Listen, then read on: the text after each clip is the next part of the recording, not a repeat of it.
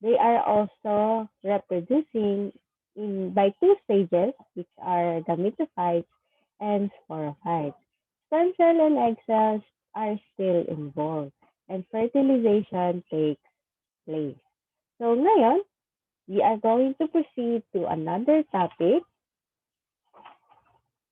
okay, on chapter 7. In my book, I am not sure if it is also chapter 7 with your copy, but let us start with this question. Let me just share my screen. What what do you think is an aquatic ecosystem? Anyone? Or are you familiar with the term ecosystem? Who knows the term ecosystem in the chat? Okay. No. No. So when we say aquatic ecosystem, Oh. this refers to the group of interacting or um, relating to each other, no? Organisms dependent on one another in a water environment. Simply, it is a system or an environment where the aquatic organisms or those animals living in the water as their habitat interact or doing interaction with one another. So have you ever tried scuba diving? Ako hindi pa eh. Or snorkeling. Nag-snorkeling, pero walang snorkel. Tingin-tingin lang sa ilalim ng dagat. Okay, have you ever tried this na you dive? Mom snorkeling? Oo, ganon. Or nakakita na ba kayo na, naka-experience na ba kayo ng ganitong aquatic activity? How about going to an ocean park? Okay, so sino nakapunta dito sa ocean park?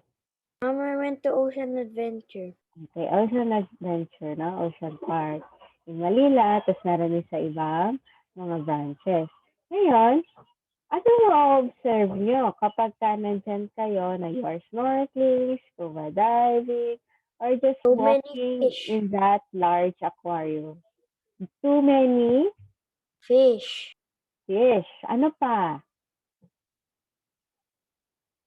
Teacher, I went snorkeling and there are clams. Wow! What a nice experience. Clams yun yung mga malalaking seashells.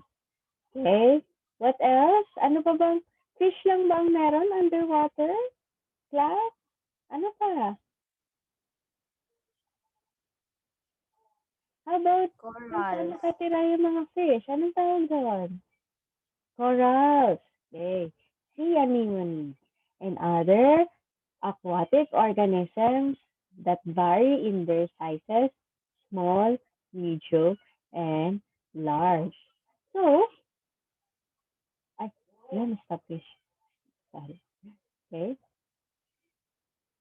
So, if we are going to observe aquatic system, we can also notice that there are other organisms or things, okay, around them. We can consider this biotic components or living things and abiotic components or non-living things. Anong living things? Anyone? Recall lang tayo. Pag sinabing living thing, teacher, what does it mean?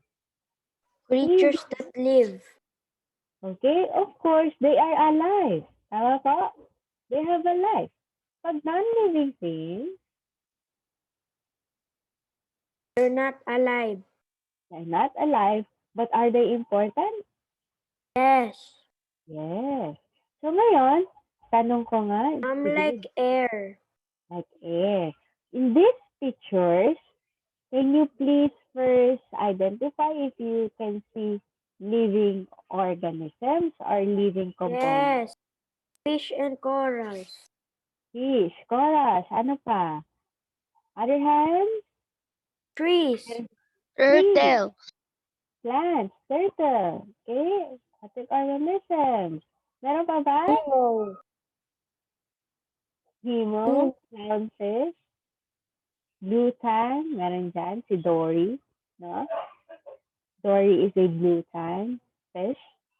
Ngayon, how about the non-living components or the non-living things? Meron ba? Rocks. Meron. Rocks. Okay. Ano pa? Si Ethan lang ba kausap ko? Ay, si Johan lang ba kausap ko?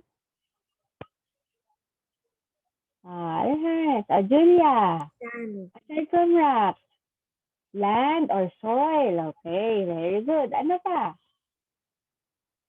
How is land a non-living thing? Yes. Okay, it's a soil. It's considered a soil. Meron pa? Bakit maliwanag? Yes, Alex? Ma'am, corals. Corals? Corals are living things. Ngayon, here, in our picture, ano yung nagkakos? Bakit maliwanag, Alex? Sunlight. Okay, sunlight. Oh, may aquatic organisms. Without this, aquatic pa ba sila? Ano yung isa pa yung kulang? Water. Water and air. Okay? So for today, we are going to focus our discussion about biotic and abiotic components, how they are affecting each other in terms of an aquatic ecosystem. So, again, biotic components refer to the living components in an ecosystem. So, living things in an ecosystem, they are plants, fungi, bacteria, fishes, and other animals. It depends. It depends Our on living thing. yes. But in an aquatic ecosystem, focus tayo ha sa aquatic ecosystem. Okay? They are depending on the water in terms of their survival. That's why, as I've said a while ago, biotic components are important, but the non-living We will learn components are about important animals. as well. Yes?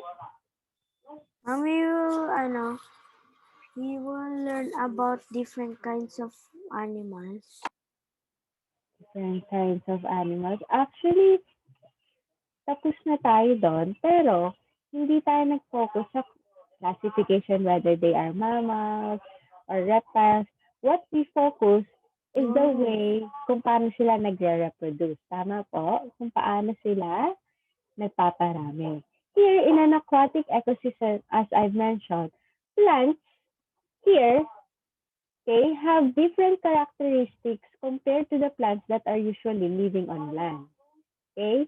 So, ibig sabihin, iba yung aquatic plants on how they are surviving to the plants that we have in our land or soil environment. Naintindihan po yun? Fungi, bacteria, ganun din. Fishes, they are specialized to live in water because they are considered as an aquatic organism. In other animals, not just the fishes, meron ding animals na reptiles na kayang mabuhay sa tubig, even mammals like whales. Na? Okay? So how about abiotic components? So abiotic components refer to the non-living components in our ecosystem. They are also referring to the physical environment where the living things are surviving. So what are the factors that play a role in the biology of ecosystem? First, light. Why is light important? Later on, we will discuss. Next, dissolved oxygen or the air that these aquatic organisms are breathing in and breathing out. Water temperature, how hot or cold the water is. And salinity is the salt content of the water. So first, organisms that dependent on the sun as a source of our energy. Sabi nga, sunlight or the sun is our primary source of light. So sunlight is important for plants because they are using this for photosynthesis. Without the presence of light, the chemical reaction on the leaves of the Plants will plant die. be activated. Ma'am, kung Okay? walang ma'am Erosion. sunlight, ma'am, wala silang Plants will die. kakainin, ma'am. Yes. Photosynthesis will not be possible if there is no presence of light. And if plants are not living, we also do not have food to eat as a consumer. Not just that, light is also giving a temperature or a warm temperature to the bodies of the animals. And it is very important for them in order to survive where they are living. So, in terms of aquatic ecosystem, the level of absorption of light varies kung gaano kalalim yung aquatic system where they are living in. But plants that can usually receive the greatest amount of sunlight can do the photosynthesis. Okay? So, naintindihan ko why sunlight is important in an aquatic ecosystem. Kasi kahit nasa tubig sila, they still need to photosynthesize. Next, dissolved oxygen. So, many aquatic animals depend on dissolved oxygen in order to survive. Are you aware on how the fishes are breathing in and breathing out? They are using their specialized Gills. structure called gills. Okay? So they are using their gills to take up dissolved oxygen. So what is dissolved oxygen? It is referring to the molecule of oxygen which were dissolved in the water. So it can be produced when aquatic plants and algae manufacture their own food or the photosynthesis because the oxygen is their byproduct. They do not need that because it is what they are going to give on the animals that needed it. For example, the fish. Okay?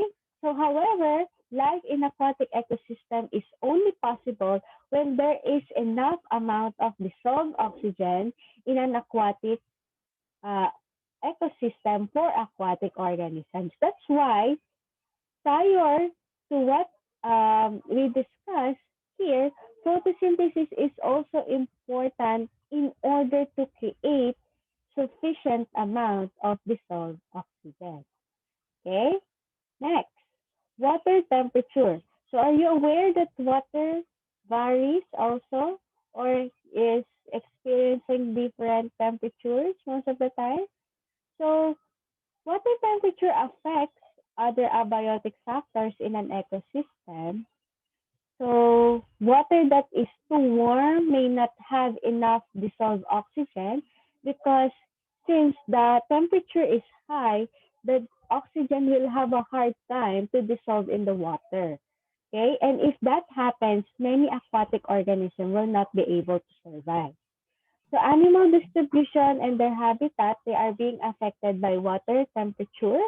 So some organisms, they are referring or preferring to live in a warm temperature of water, such aquatic plants, some fishes, pero other organisms such salmon, they prefer the cold temperature.